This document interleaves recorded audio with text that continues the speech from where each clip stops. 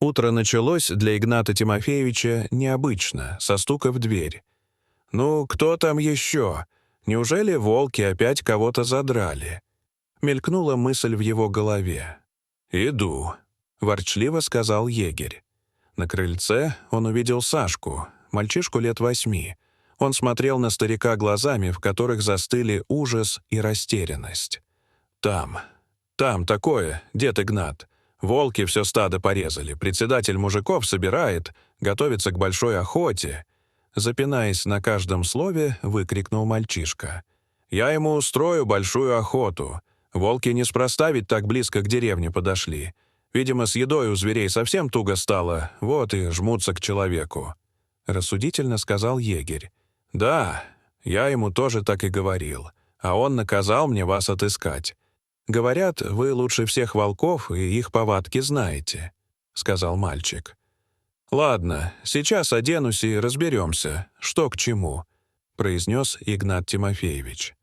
Сашку он опекал уже давно, родители его были непутевыми, папка замерз в лютую пургу, напившись спирта. Мать Аксинья горевала недолго, да пошла в разгулы. За мальчиком присматривать ей стало некогда, и обитал он в основном у егеря. Старик был одинок, жена умерла лет 20 назад. Своих детишек Бог не дал, а потому нравилось старику с мальчиком общаться. Игнат оделся и отправился вслед за Сашкой. Наконец, они подошли к загону, в котором содержалась отара местного фермера. Огромный мужик тряс кулаками и грозился.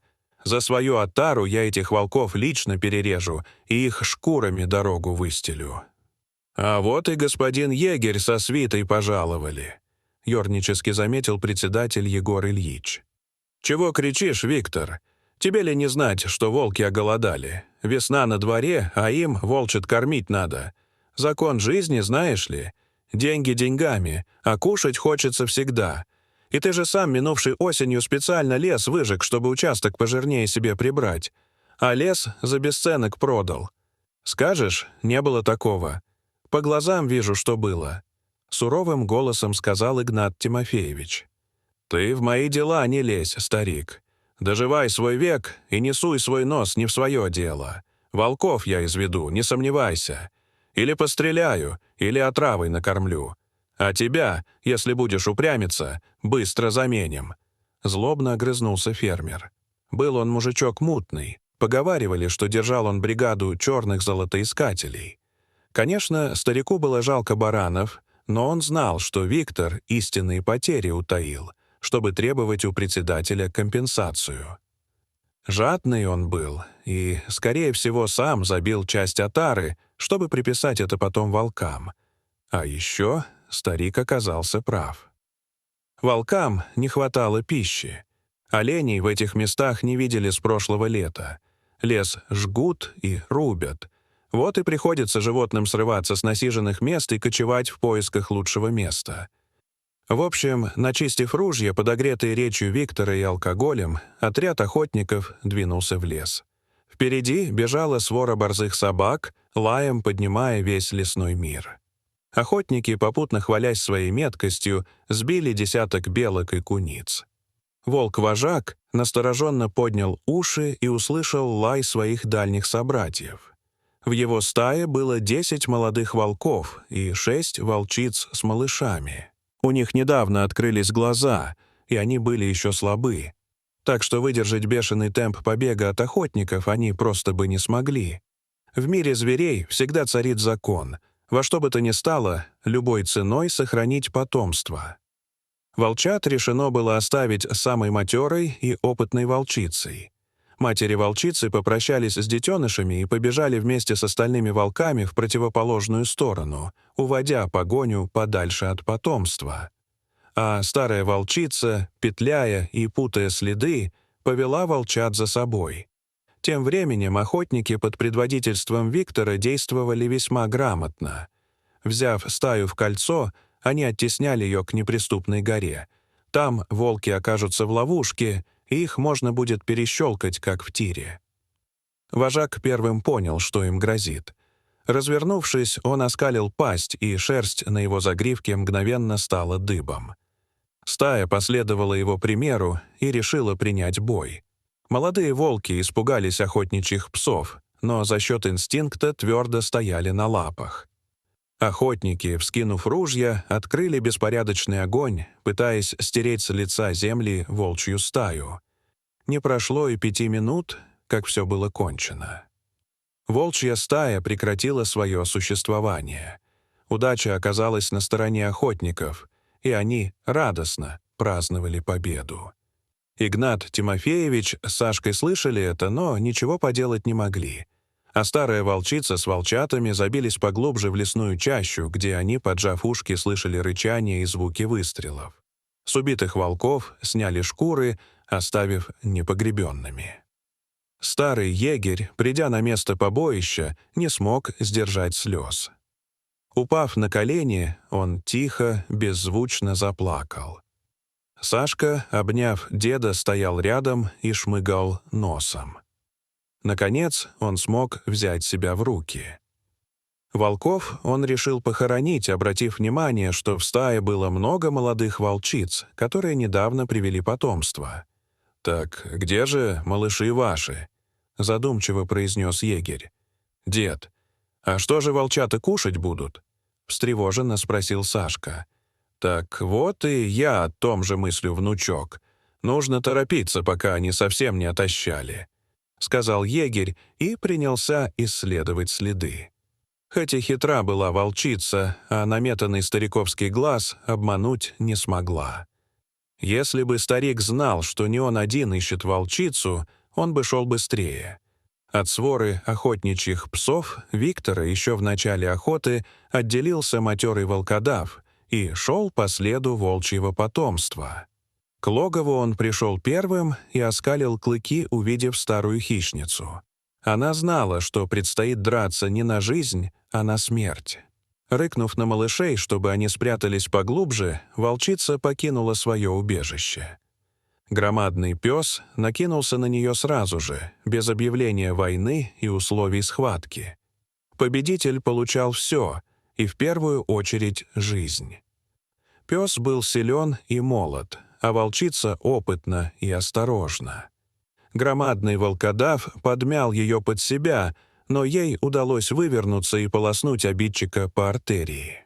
Теряя силы, пес сомкнул могучие челюсти на шее волчицы и затих.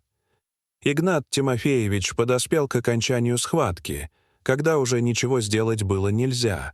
Тела соперников уже окоченели, и они замерзли, олицетворяя извечную борьбу собаки и волка. «Дед, вот они, волчата, здесь в кустах», — прошептал Сашка, указывая пальцем в заросли кустарника. «Ух ты! Сколько же вас! Чем же мы вас кормить-то будем? Погибнете ведь в лесу!» С тревогой в голосе проговорил егерь. Недолго думая, он решил оборудовать для волчат здесь нечто вроде логова. Немного вырубив кустарник, он огородил колючими ветвями круглую полянку. Волчата, словно чувствуя человеческую заботу и участие, лизали мальчику и егерю руки, игриво кусая за пальцы. Теперь для Игната Тимофеевича и Сашки наступили хлопотные времена. Приходилось ежедневно отправляться в лес с нагруженными баками молоком и кашей. При виде егеря и мальчика волчата бросались к ним, радостно повизгивая и тявкая. Волчат было 2 десятка, 12 мальчиков и 8 девочек. На каше и козьем молоке хищники росли, как на дрожжах. Вначале они превратились в подростков, а уж чуть позже доросли до волков покрепче. Мышцы их налились силой, а челюсти укрепились. Им уже требовалось мясо. Поэтому егерь и Сашка покупали на рынке обрезки мяса и кости. Тут их и заприметил фермер Виктор.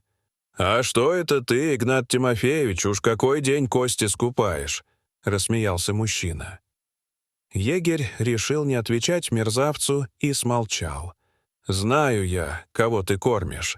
Видел следы звериные, и вой каждую ночь слышен. Волков привел в наши края. Запомни, всех истреблю», — добавил Виктор. Старик откашлялся и сказал: «Ты, Виктор, не хорохорься. Я ведь знаю, как ты по ночам из отары овец таскаешь, а потом на рынок в соседнюю деревню возишь. Что скажешь, не было такого?» А участковый Борька Синицын уж с ног сбился, злодеев ищет. А ему-то намекнуть всего-то надо. И пойдешь лес валить. Так что волков не тронь. Волки — они исконные обитатели леса. Теперь пришла уже очередь Виктора прикусить язык. Решил он от старика и мальчика по-тихому избавиться, а избушку сжечь. Мало ли, уснул старик да печь проглядел. Темной ночью он, взяв с собой проверенных подручных, отправился к домику егеря. Войдя в избу, они принялись избивать старика. Сашка в эту ночь ночевал у матери, но изба его была недалеко. Видел мальчик, как мимо прошли вооруженные люди. Кинулся он тогда в лес. «Волки, родненькие, помогите, деда убивают!»